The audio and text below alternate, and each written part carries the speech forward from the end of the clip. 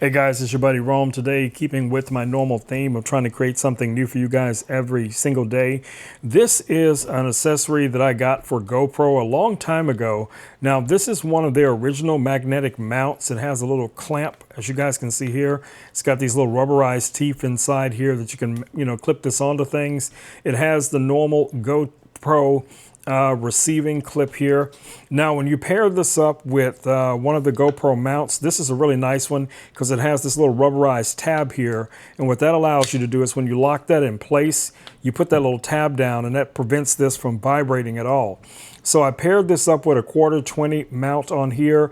What's nice about this is that you can mount literally anything on one of these type of accessories. So if you need to quickly mount a light, or potentially mount a camera to be able to, position it for content creation.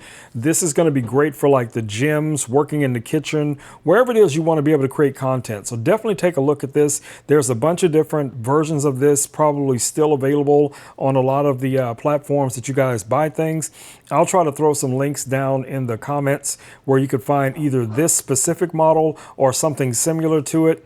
All right, guys, it's been Rome with Rome Knows Tech, and I will catch you guys all in the next video. Until then, stay safe. Peace. I'm out.